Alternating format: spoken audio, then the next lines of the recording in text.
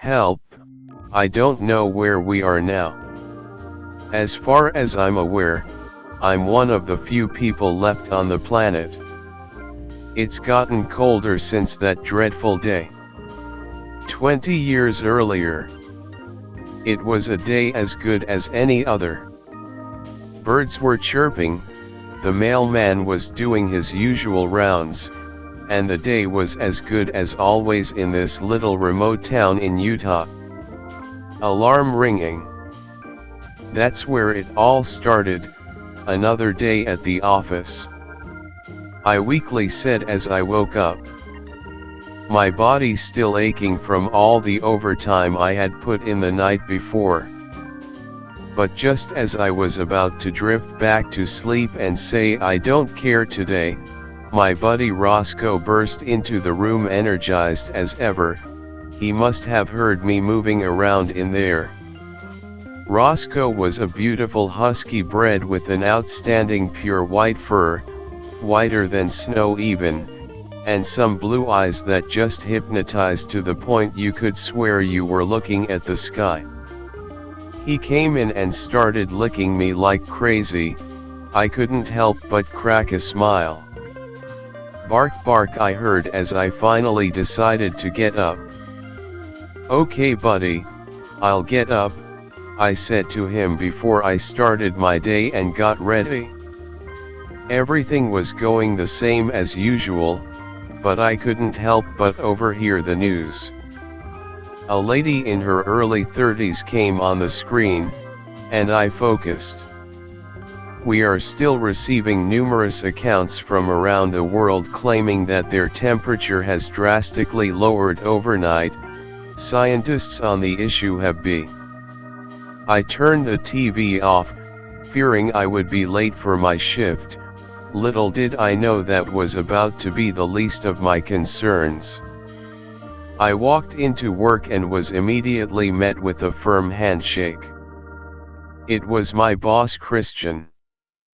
Guzman, how's my best worker doing? Now in no way do I think I'm the best here. I believe that title should have gone to my co-worker Pedro, and whom I'd become very close with. But I went along with it. Good morning, sir, I'm ready to put the work in. I responded, trying my best to sound as enthusiastic as possible. Christian, glad to hear. Did you happen to get that extra paperwork done last night? Yes sir, all done. I said, trying to hide my frustration about it.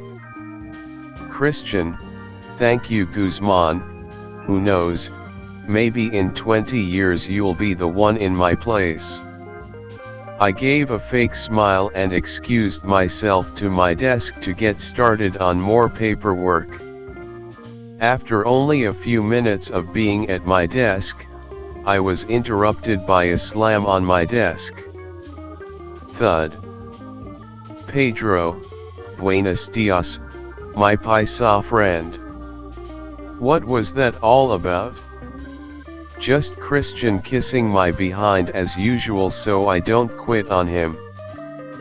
Pedro, hey man, as long as there's food on the table, that's all that matters, right? And speaking of food, we should catch a bite later. My treat. That sounds like a great idea. Wanna get together around 5 p.m. Pedro, 5 p.m. sounds great, see you then. Pedro left, and I resumed my work. After all, this paperwork wasn't gonna do itself. When the time had come to leave, I was out the door before my boss could hand me any more paperwork. Around 3 p.m., to be exact, and to my surprise, it looked way later than it was supposed to be. After all, it was only 3 p.m., and it looked as if the sun was going to set soon. I was too mentally exhausted from work to even care, so I went back home and got ready to meet Pedro at 5. But 5 had not yet hit when I got a call from Pedro at 4:30. "Pedro, Guzman, you might wanna take a look at the news." I rushed to my remote, turned the TV on the news, and focused. "We are down at NASA Research Labs where a swarm of people are outraged and demand to know what's going on. Reports and intel on the situation have brought to our awareness that the sun is somehow propelling us out of orbit and into space." You see the people in the background listening in on the reporter. When she is done saying what she said, people put on a look of panic followed by realization that laws could likely be no more. Then all of a sudden, bang bang bang. Gunshots were heard, and then the screen changed out for a standby image. There was a silence so dense in the air you could have sworn you were carrying boulders. Then all hell broke loose. Gunshots were heard, crashes, people screaming, almost as if everyone, and I mean everyone, had seen the news. I quickly rushed over to Roscoe. "Come on boy, it's not safe here." As I prepped what some deem as essentials. In the rush out of my house, I came across a machete that belonged to my old man back when he used to work in the fields. I grabbed everything and made my way out of the apartment. As soon as I stepped foot out of my door, it was as if someone had lit the whole building on fire.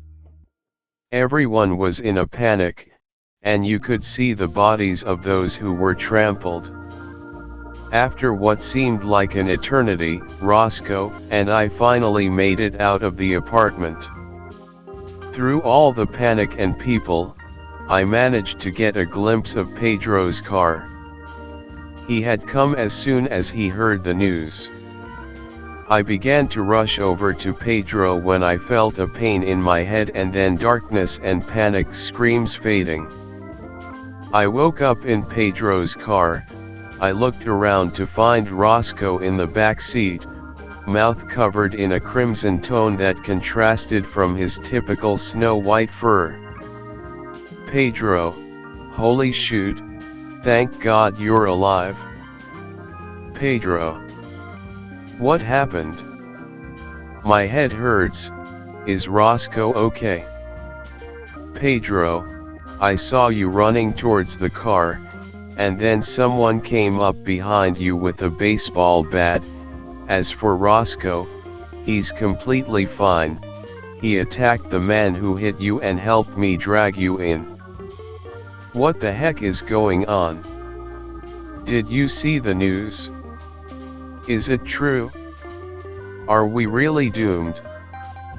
"Pedro, I'd like to think otherwise, but you saw those people back there.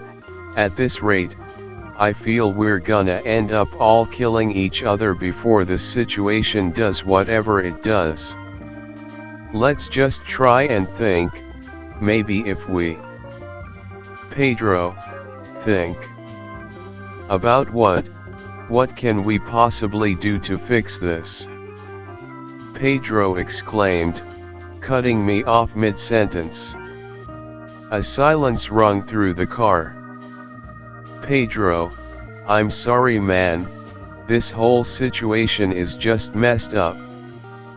As Pedro said that, I had finally noticed that the sun, much like a candle, was going out as well. At first, I thought it was the moon, but it was too big for that. Me and Pedro watched in awe as we saw the spit of a solar flare. Now this wouldn't be weird if it weren't for the fact the sun was turning a light blue color, and you're not supposed to be able to see these without a telescope. "Pedro, did you just see that?" "Pedro, I did. I think our sun is dying." What a horrible turn of fate, there were no signs. It just happened. Pedro, life is truly unpredictable, paisa.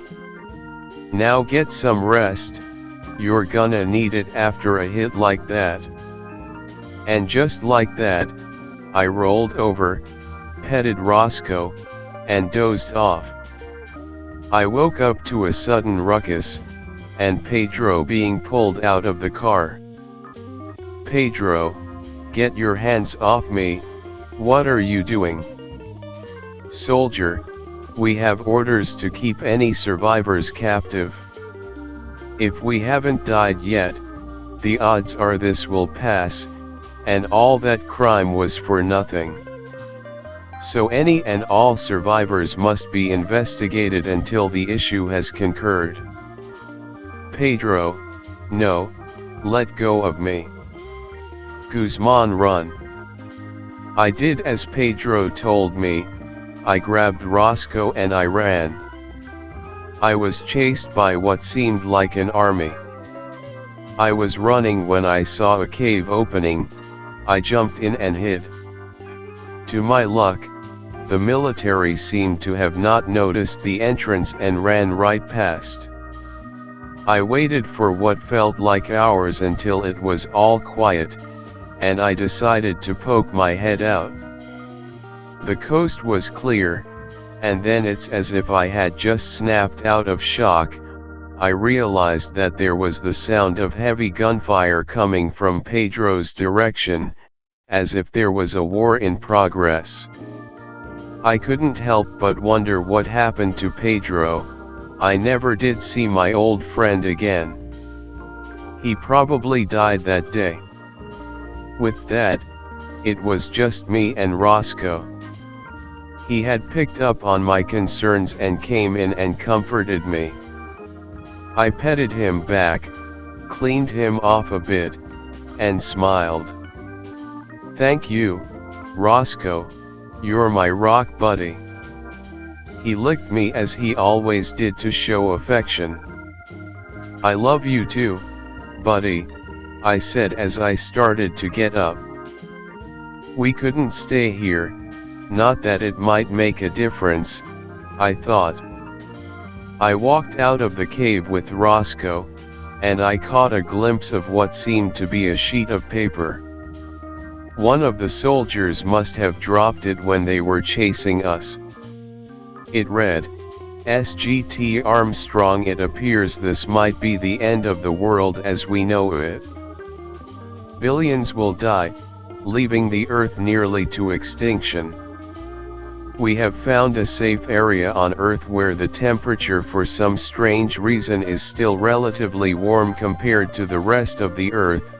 Orders are to regroup at the disclosed location below. It showed what appeared to be an area along the equator in South America. This is where we go, Roscoe. This is our chance at survival. Pedro couldn't have made the sacrifice for nothing. We walked for what felt like weeks non-stop. As I got closer to the border, out of nowhere, it started snowing. Snowing? This is bad, Roscoe. He barked back at me as if he understood what I was saying. If we don't find a vehicle soon, we're screwed. The temperatures are starting to get even colder. When I looked up at our sun, I couldn't believe what I saw. The sun was shooting out solar rays of which have never been seen before. Solar flares would branch out like electricity, a beautiful blue shade of light that almost made the end of the world no big deal.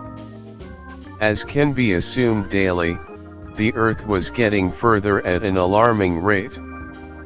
Around noon, when the day should be at its fullest, it looked like it was nighttime. The flares got so bad at some point that you could tell it was just grazing the atmosphere. Quite the beautiful light show, huh, Roscoe? Let's just enjoy it for a little. In the back of my mind, I had already come to terms with what looked like our combined fate. No use in denying it. But if I go out, I'd like to think I did my best and never gave up.